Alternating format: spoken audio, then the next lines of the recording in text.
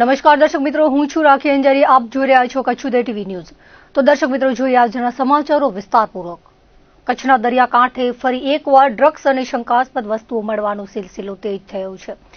અબડાસા અને લખપત પંથકમાંથી કરોડોનું ચરસ અને ડ્રોનનું પાંખિયું મળ્યા બાદ હવે રોકેટ મળવાની ઘટનાથી સુરક્ષા એજન્સીઓ દોડતી થઈ છે.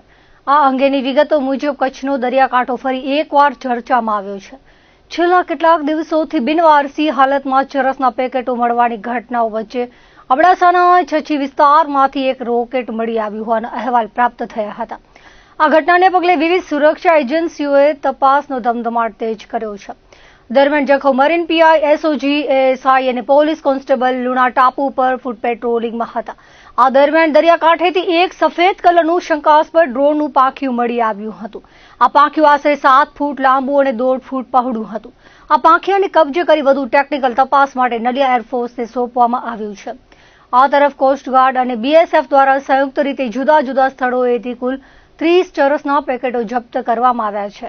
કોસ્ટગાર્ડની ટીમે ઓવરક્રાફ્ટ પેટ્રોલિંગ દરમિયાન 20 પેકેટો ઝડપ્યા હતા. બીએસએફની ટીમે પેટ્રોલિંગ દરમિયાન બકલ ટાપુ પરથી અન્ય 10 પેકેટો શોધી કાઢ્યા હતા. એક તરફ કરોડોનું ડ્રગ્સ અને બીજી તરફ ડ્રોનના અવશેષો તથા રોકેટ જેવી વસ્તુઓ મળતા marine police, state IB, SOG અને એરફોર્સ સહિતની તમામ એજન્સીઓ હરકતમાં આવી છે. દરમિયાન સીમા પર કોઈ મોટી ઘૂસણખોરી કે સ્મગલિંગના પ્રયાસો થઈ રહ્યા છે કે કેમ તે બાબતે ગુપ્તચર એજન્સીઓ દ્વારા તપાસનો ધમધમાટ શરૂ કરવામાં આવ્યો છે. ભચાઉ સામખિયાળી નેશનલ હાઈવે પર એલસીબીની ટીમ પેટ્રોલિંગમાં હતી ત્યારે બાતમી મળી હતી કે ટ્રેલરમાં ગેરકાયદે રીતે વિદેશી દારૂ રાખેલો છે. પોલીસનું ધ્યાન રાખવા માટે ટ્રેલરની આગળ એક કાળા કલરની સ્વિફ્ટ ગાડી ચાલે છે. સામખિયાળીથી ભચાઉ તરફ ગાડી આવતી હોવાની બાતમીના આધારે એલસીબીએ રંગલા પંજાબ હોટલ પાસે વોચમાં રહી ટ્રેલર અને સ્વિફ્ટ ગાડીને પકડી લીધી હતી. ટ્રેલરમાં ઉપરના ભાગે ચોખાના કટ્ટા હતા, નીચે દારૂની પેટીઓ રાખવામાં આવી હતી. પોલીસે 28,80,000ની કિંમતની દારૂની 4800 બોટલો કબજે કરી છે. આ સાથે 37,08,000ના ચોખા તેમજ 30 લાખનું ટ્રેલર અને 5 લાખની સ્વિફ્ટ કબજે કરવામાં આવી હતી. કુલ 1,68,500નો મુદ્દામાલ કબજે કરવામાં આવ્યો હતો. એલસીબીએ મૂળ હરિયાણાના રાજુ પ્રેમ ઉર્ફે ડોલુ ધાણક, ટિંકુ સતપાલ જાટ, મોનુ મહેન્દ્ર જાટ, અમન રાજેન્દ્ર જાટ, સાહિલ સુશીલ જાટની અટક કરી હતી. જ્યારે હરિયાણાના પ્રદીપ ઉર્ફે દીપુરામ મહેર જાટ, મૂળ યુપી, હાલે ગાંધીધામ રહેતા ધર્મેન્દ્ર હરબાણ ચૌધરી, હરિયાણાના મીતુ, રોહતકના કિશન તેમજ શક્તિસિંહ અને તેનો ભાગીદાર મુન્નો હાજર મળી આવ્યા ન હતા, જેથી તમામ લોકો સામે ગુનો દાખલ કરવામાં આવ્યો હતો. આ દારૂનો જથ્થો શક્તિસિંહ તેના ભાગીદાર મુન્નાએ મંગાવ્યો હતો. મોનુ, અમન અને સાહિલ સ્વિફ્ટ ગાડીમાં પાયલોટિંગ કરતા હતા. રાજુ અને ટિંકુ ટ્રેલરમાં દારૂ ભરીને લઈ આવ્યા હતા, જ્યારે પ્રદીપ, ધર્મેન્દ્ર, મીતુ અને કિશને વેચાણ માટે ટ્રેલરમાં દારૂ ભરી આપ્યો હતો. ભચાઉ પોલીસમાં ગુનો દાખલ કરાવી આગળની તપાસ એલસીબીએ પોતાની પાસે રાખી છે. પૂર્વ કચ્છમાં વારંવાર દારૂ ઝડપાય છે, તેમાં ખાસ કરીને બોર્ડનો દારૂ પકડાતો હોય છે. બોર્ડનો દારૂ પરમિટ વગર આપી શકાતો નથી, તેમ છતાં ગેરકાયદે વેપલો થાય છે. એલસીબીની ટીમ પેટ્રોલિંગમાં હતી ત્યારે બાતમી મળી હતી કે મીઠી રોડ જીઆઈડીસી ખાતે આવેલા દિલીપ મીણાના બોર્ડના વેરહાઉસમાંથી ગ્રે કલરની બલેનો ગાડીમાં ગેરકાયદે રીતે દારૂ ભરવામાં આવ્યો છે. આ ગાડી ગાંધીધામ તરફ આવી રહી છે, જેથી એલસીબીની ટીમ નૂરી મસ્જિદ પાસે ગાડીની વોચમાં હતી. એ દરમિયાન ગાડીને રોકવાનો ઇશારો કરાયો, પરંતુ ચાલકે ગાડી ભગાવી હતી.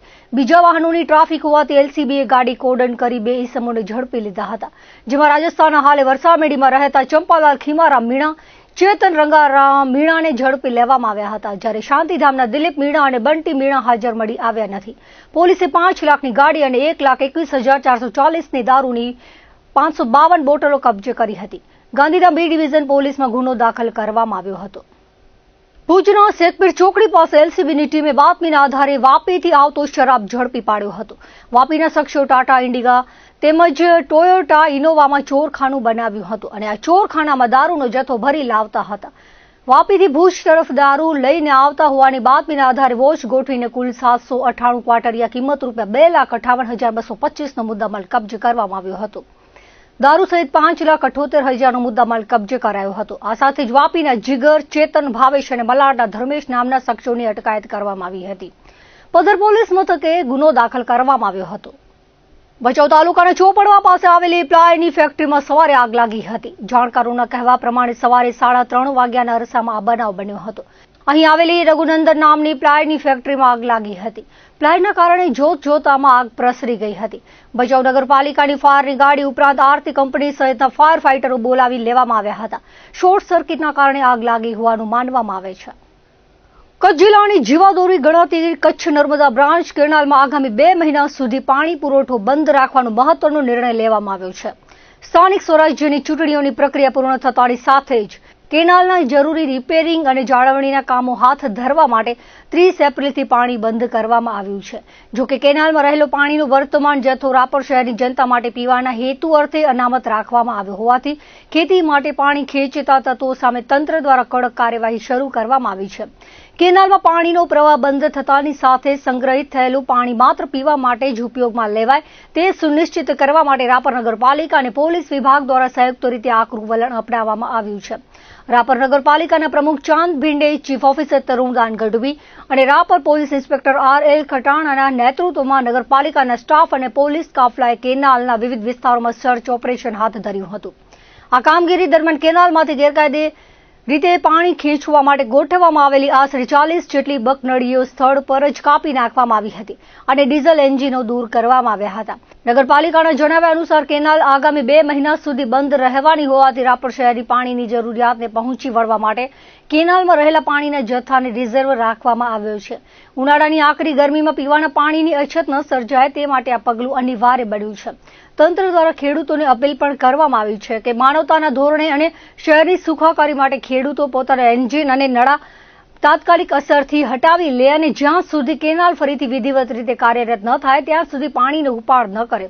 તંત્રની આ કડક કાર્યવાહીના પગલે ખેતી માટે પાણી ચોરી કરતા શખ્સોમાં ફફડાટ ફેલાઈ ગયો છે. નગરપાલિકાના વહીવટી તંત્રએ સ્પષ્ટ કર્યું છે કે આગામી દિવસોમાં પણ કેનાલ પર સતત દેખરેખ રાખવામાં આવશે અને જો કોઈ પણ વ્યક્તિ પીવાના પાણીના આરક્ષિત જથ્થામાંથી પાણી ઉપાડતા પકડાશે તો તેની સામે કાયદેસરની કડક કાર્યવાહી કરવામાં આવશે. આમ રાપર શહેરમાં ઉનાળા દરમિયાન પાણીની તંગી ન પડે તે માટે અત્યારથી જ વહીવટી તંત્ર સજ્જ બન્યું છે.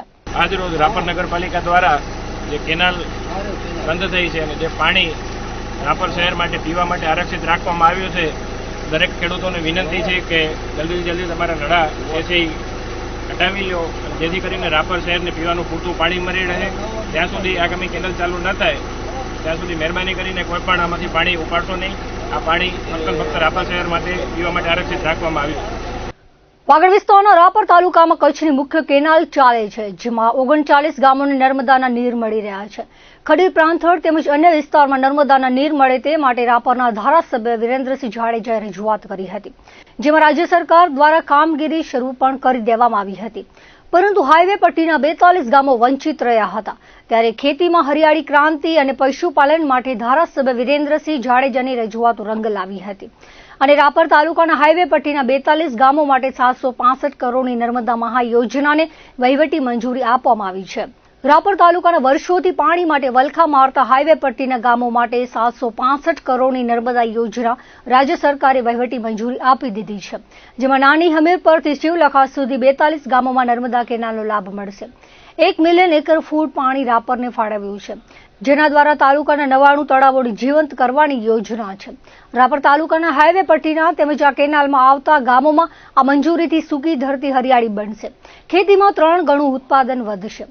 ભૂગર્ભ જળ ઊંચા આવશે. કુવા બોરમાં પાણી આવશે, જેથી પીવાના પાણીનો પ્રશ્ન હલ થશે. કચ્છ જિલ્લામાં છેલ્લા થોડા દિવસથી શરૂ થયેલો સૂર્યદેવનો આકરો પ્રકોપ યથાવત રહેતા કચ્છી માડુઓ ભીષણ ગરમીમાં તોબા પોકારી ઉઠ્યા છે. રવિવારે કંડલા એરપોર્ટ ખાતે તાપમાનનો પારો 45.2 ડિગ્રી સેલ્સિયસ પર પહોંચી જતા અંજાર, ગળપાદર અને વરસામેડી સહિતનું પૂર્વીય કચ્છ સમગ્ર રાજ્યમાં સૌથી વધુ તપેલું મથક નોંધાયું હતું. જિલ્લા મથક ભુજમાં પણ પારો 43.3 ડિગ્રીએ સ્થિર થતા લોકોએ વૈશાખ મહિનાની આકરી ગરમીનો જીવંત અનુભવ કર્યો હતો. આજે સવારથી જ આકાશમાંથી અગનગોળા વરસી રહ્યા હોય તેમ લૂના ભીષણ પ્રભાવને કારણે જનજીવન અગનભઠ્ઠીમાં શેકાઈ રહ્યું છે. હવામાન વિભાગ દ્વારા આગામી 15મી તારીખ સુધી કચ્છ સહિત રાજ્યભરમાં હીટવેવની આગાહી કરવામાં આવી છે, જેને પગલે હજુ ગરમીમાં વધારો થવાની શક્યતા છે. રવિવારે ભુજમાં નોંધાયેલું તાપમાન 26મી એપ્રિલ બાદની સિઝનનું બીજું સૌથી ઊંચું તાપમાન હતું. મધ્યાહન સમયે સૂર્યના આકરા તેવરને કારણે માર્ગો પર સ્વયંભૂ સંચારબંધી જેવો માહોલ સર્જાયો હતો અને લોકોએ બપોરના સમયે ઘરની બહાર નીકળવાનું ટાળતા રસ્તાઓ સુમસામ ભાસતા હતા. સાંજ પડતા વાતાવરણમાં આંશિક ઠંડક પ્રસરવા છતાં ઉકળાટ અને પરસેવાને કારણે લોકો ભારે હાલાકી ભોગવી રહ્યા છે. ગરમીની તીવ્રતા વધવાની સાથે જ લૂ લાગવા અને હીટ સ્ટ્રોકના કેસોમાં પણ ઉછાળો જોવા મળ્યો છે. આ પરિસ્થિતિને પહોંચી વળવા માટે આરોગ્ય તંત્ર સજ્જ બન્યું છે. હોસ્પિટલોમાં હીટ સ્ટ્રોકના દર્દીઓ માટે ખાસ બેડ અનામત રાખવાની સાથે જરૂરી દવાઓનો જથ્થો ઉપલબ્ધ કરાવવામાં આવ્યો છે.